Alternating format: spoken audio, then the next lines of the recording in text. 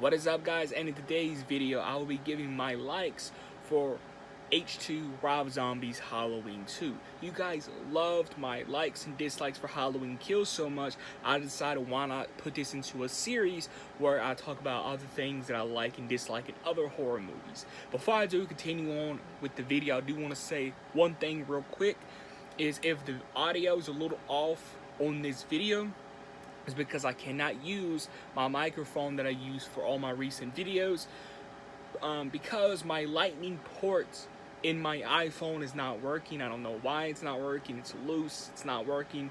I have to get a new phone. So if the audio is kind of off on this video and on some other videos, it's because I can't use my mic, obviously, because it's not in the frame. But yeah, I just want to go ahead and get that out of the way first if the audio is kind of off. But yeah, let's go get right into this video. So my likes for Rob Zombie's Halloween 2.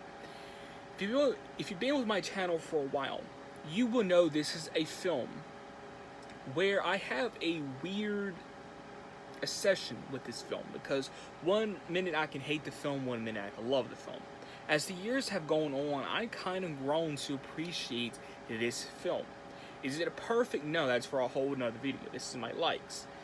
Is it a perfect movie? No, but to me, it's watchable, and will go into one of my likes. It's at least watchable. So let's go ahead and get right into this video with my likes. One thing that I can say that I love about Rob Zombie's Halloween 2, for me at least, would have be Tyler Mane's Michael. I think he killed it here.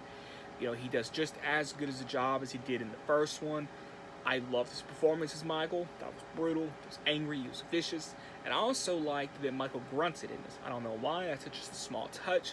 I know some people don't like it, but I don't mind him grunting. I don't mind that, like when he's stabbing somebody brutally. I don't mind that. I think it just adds a little bit of realism to that character, Michael. So yeah, that's my likes right there.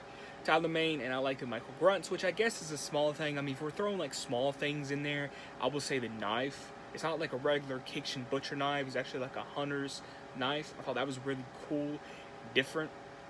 I also really like how this film is filmed. I really like how this Halloween film is filmed. I think it has a very unique style from everything we've seen prior. And even to his first movie, it's really different. And the graininess of this film has grown on me so much. I really love the graininess. I believe it was shot in 16mm. I just like the way it's shot. I like the graininess. The graininess of it has really grown on me throughout the years, and I really think it adds a certain touch to this film.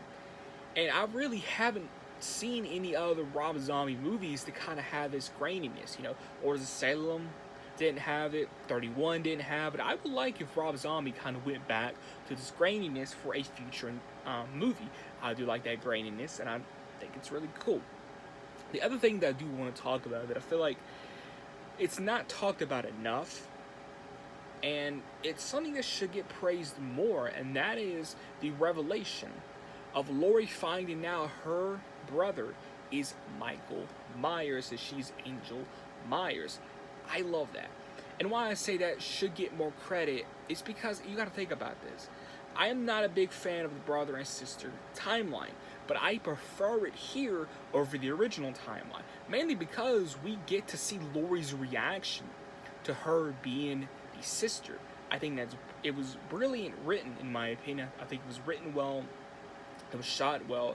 That's something in the original Halloween 2.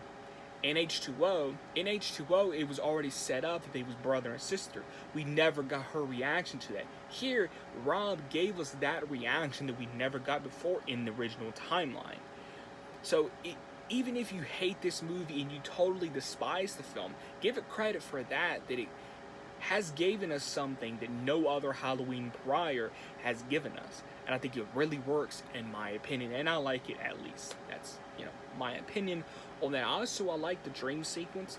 I know some people complain about it because it's just a dream sequence, but I like that whole scene just in general.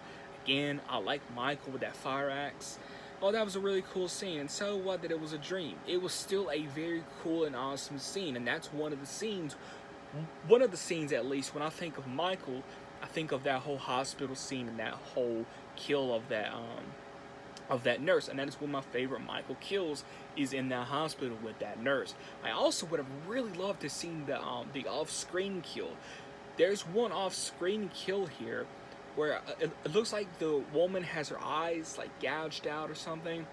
That looked like it would, would have been a really cool scene to have on screen. I'm actually surprised it's not on screen, but nonetheless, I think it's really cool. Also, something that I also do like about this movie is the score.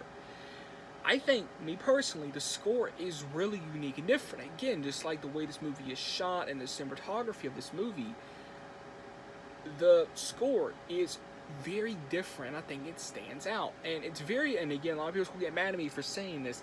Yes, I know John Carpenter helped and did the score for Kills, but also his son did it and another person did it, I believe, as well. I compare the Halloween Kills score to this score, and I've said that in my Halloween Kills review. I say that because I feel like with the Halloween Kills score, it's more contained because you hear a little bit of that original score in there still, but it's still its own thing. And in my opinion, it's kind of John Carpenter passing the torch over to his son, to maybe where John Carpenter isn't doing the score for Halloween Ends. But that's for a whole nother video. But that's just how I feel. Like the Halloween Kills score, it's just something we never heard before, and it's different. So I always compare it to Rob Zombie's Halloween 2 score, where it's something different and it's, unique. But the Halloween Kills score is way better in my opinion. But I just like, if you want to compare the Halloween 2 score to something, I think Halloween Kills will be the best example of that. I also like Scout Talcott-Compton's performance in this as Laurie Strode. I thought she did a really good job, and I really liked the trauma that she dealt in, within this film. I thought it was a very realistic trauma, and she had like the PSD. I think I said that right.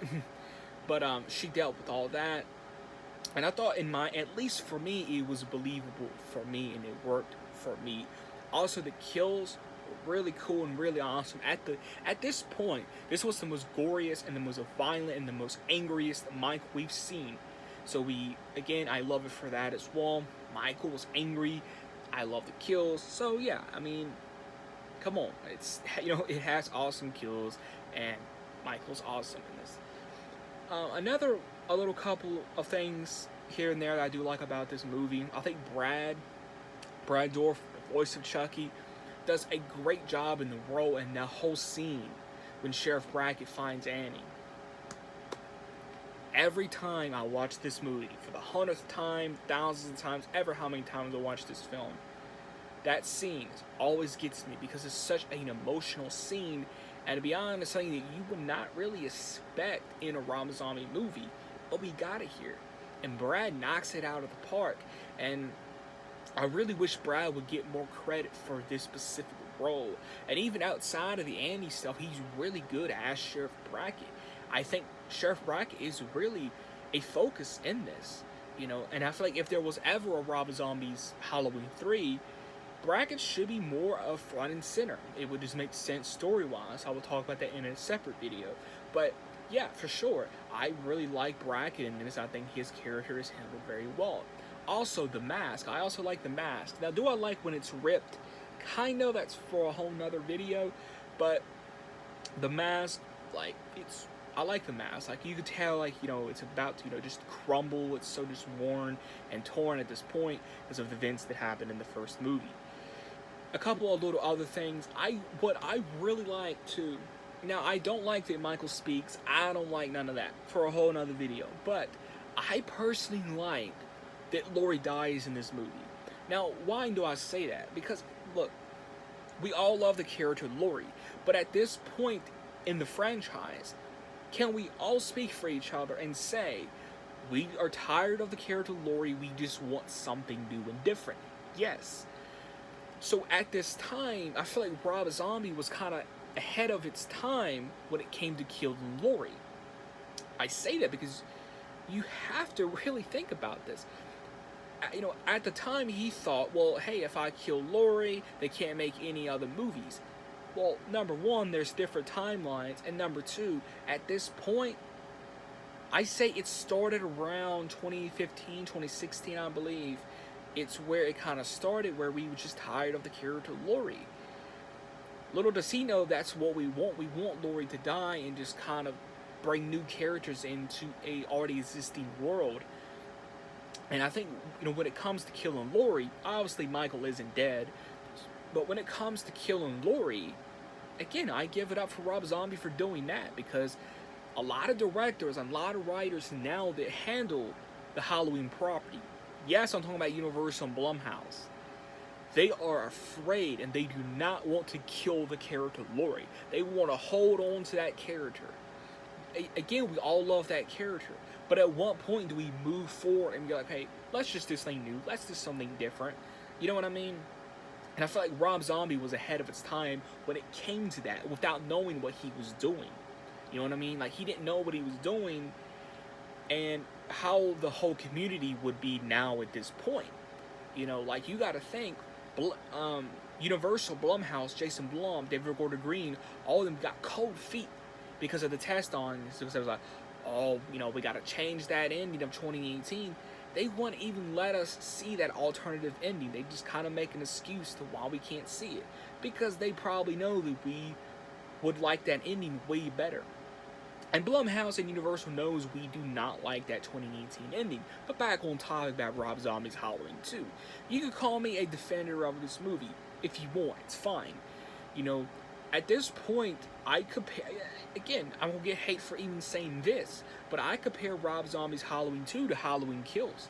Because I think right now Halloween Kills is the most divisive. I said Halloween Kills is my favorite sequel at the moment. It's my favorite sequel. It may not always be number 1. It may drop down to number 4. But it will always be my personal favorite alongside the original and a few others. That's just how I feel. And I got some hate for saying that. And I got some people disagreeing with me on that topic. Same goes for Halloween 2. If you say Halloween 2 RZ is your favorite, people's going to hate you, call you names and everything. It is what it is. And that's just how I feel. So Halloween 2, Rob Zombies, and Halloween Kills kind of has some stuff in common. When it comes to being that, divisive amongst the community and how people fall on things. That's just how I feel, at least. A couple more things I do want to talk about Halloween. Halloween 2, Rob Zombies, Halloween 2. There's just certain things I do enjoy about this movie. Again, I like the whole, like I've already said, I think the scene where Laurie finds out, hey, I'm related to Michael, I thought that was really cool. But also, just for some reason, I feel like it doesn't back itself in the corner to where, like, if you did a part 3, you don't have to introduce family members. There was just something about it as well that, hey, you don't have to introduce family members here in the next installment. There's also some really cool shots in this whole movie where, like, Michael's like in the field and they're beating him, he puts on the mask.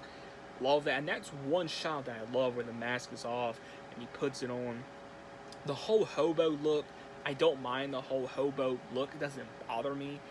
I know some people are angry about it. I don't consider it a bad thing. I think what would have been really cool if he had the mask on, but he also had the hood on, like, throughout the whole movie. I think that would have been way more cooler, because, like, you wouldn't really see his eyes at all, because the hood would be over his head.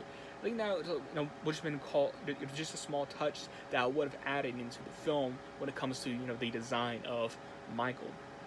A couple of little things that I could think of I do like about this movie.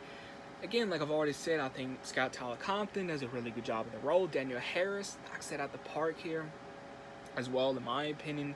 There's some moments where you can laugh in this, as well. There's some moments, like I said, that you can laugh. It's not like Halloween 2018 where the comedy just falls flat. There's some stuff in here that I think you can laugh at, and again, it's not over the top like 2018.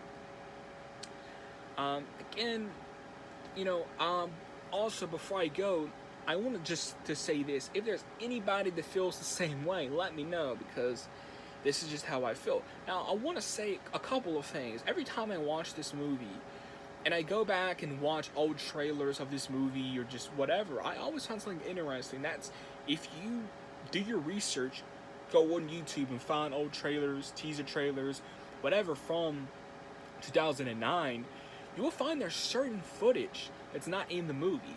I will put up a picture right here of a specific scene. I can't find the clip. I don't remember where I saw the clip, but there's a clip of this as well. But this is just the image that I have. It looks like it's an important scene. It looks like Laurie. I believe that's Laurie. Yeah, that's Laurie. Because again, it's kind of blurry. It's Laurie, and you can see Michael's behind her. Laurie's on the phone. Who she's on the phone with, we don't know. This scene's not in the film at all. And Michael doesn't look like he's in the hobo attire, because I know in the clip, from what I remember in the clip, he doesn't have the hobo attire. I don't think he does. And in this scene, it looks like they're in Brackett's house or another house, because there's some stairs, and I know in Brackett's house there's some stairs. Anyway, what I find interesting about this scene that involves, obviously, Laurie, is there another cut of this film?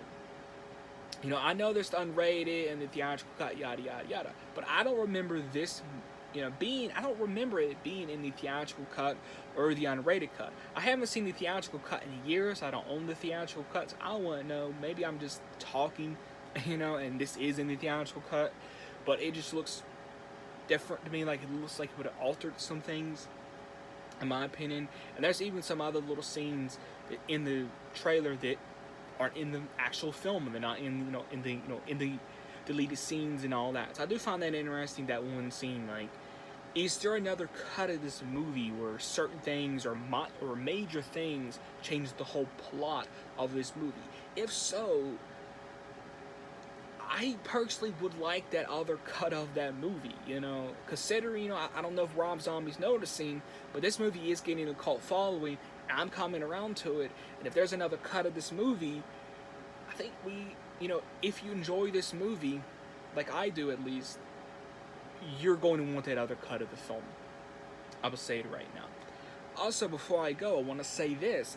And this is controversial, but I will say, I personally would not mind a Rob Zombie's Halloween 3. Again, for a whole nother video. Long as he fixes the mistakes, takes out the whole white horse, just fixes a couple of things here and there. I really would like a Rob Zombie's Halloween 3, and I think you can do it where you have it focused on Brackett, and you bring in new characters that are just as likable as Laurie and Annie that it was in Rob Zombie's first Halloween. I think you can easily do that. But yeah, let me know how you feel about Rob Zombie's Halloween 2. Are you in the boat that I am, where there's just certain things you like about this movie? I'm sure there's things I did leave out, but this is just how I feel. Stay tuned for my dislikes. I may save the dislike video for Halloween Eve, but for right now, these are my likes for Rob Zombie's Halloween. Let me know how you feel about the video in the comments below. Expect the like button. Please subscribe to the notification bell. Catch you guys in the next video.